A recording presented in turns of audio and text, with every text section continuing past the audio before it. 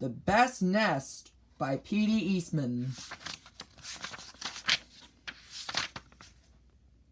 Mr. Bird was happy. He was so happy he had to sing. This was Mr. Bird's song. I love my house, I love my nest. In all the world my nest is best. Then Mrs. Bird came out of the house. It's not the best nest, she said. I'm tired of this old place, said Mrs. Bird. I hate it. Let's look for a new place right now.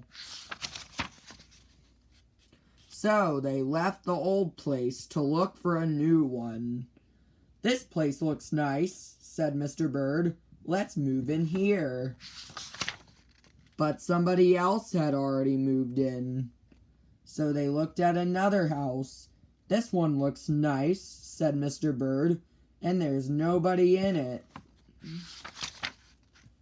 You're wrong, said Mrs. Bird. This house belongs to a foot. So they went on looking. I like this one, said Mr. Bird. It has a pretty red flag on the roof. I've always wanted a house with a flag, said Mrs. Bird. Maybe this place will be all right. But it was not all right. I guess I made a mistake, said Mr. Bird. You make too many mistakes, said Mrs. Bird. I'm going to pick the next house. And here it is, right here. They flew in. They looked around. Isn't it too big? Asked Mr. Bird. I like this big place, said Mrs. Bird. This is the place to build our new nest. They went right to work. They needed many things to build their nest. First, they got some hay. They got some soda straws and broom straws. They got some sweater string.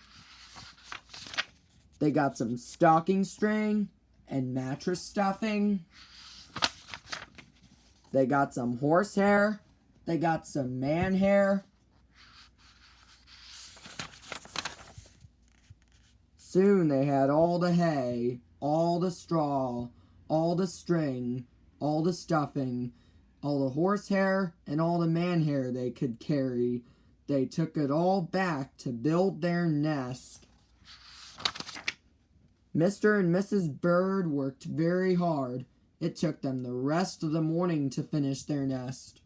This nest is really the best, said Mrs. Bird.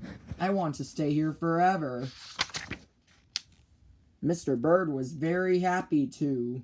He flew to the top of his house. He sang his song again.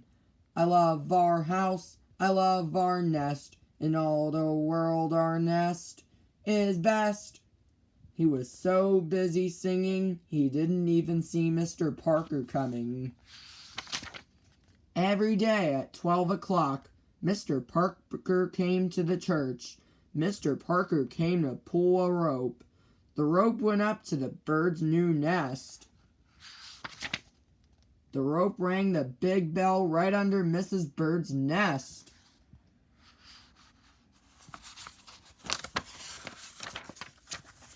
Mrs. Bird got out of there as fast as she could fly.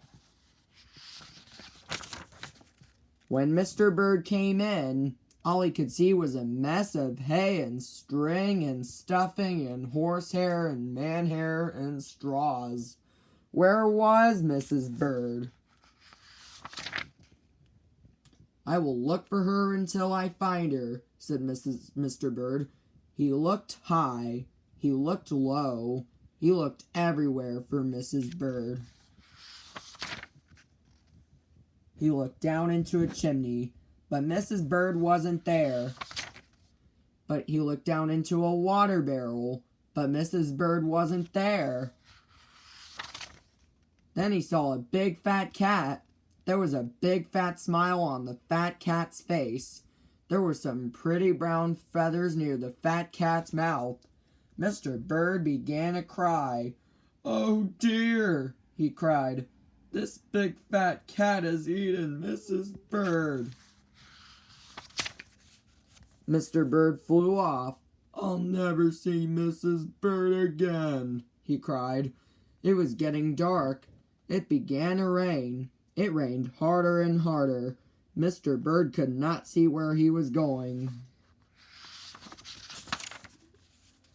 Crash! Mr. Bird bumped into something.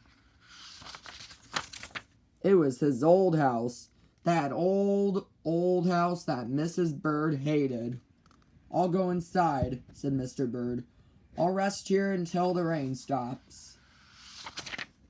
Mr. Bird went in, and there was Mrs. Bird, sitting there, singing, "I love my house, I love my nest, in all the world this nest is best."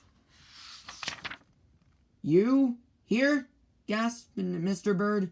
"I thought you hated this old nest." Mrs. Bird smiled. "I used to hate it," she said, "but a mother bird can change her mind. You see, there's no nest like an old nest for a brand new bird."